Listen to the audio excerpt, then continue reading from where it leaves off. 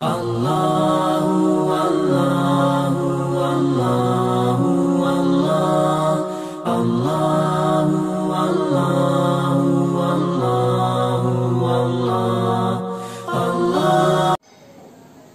الرحمن الرحیم۔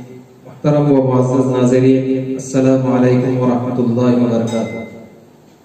قربانی سے پہلے کچھ نہ کھانا۔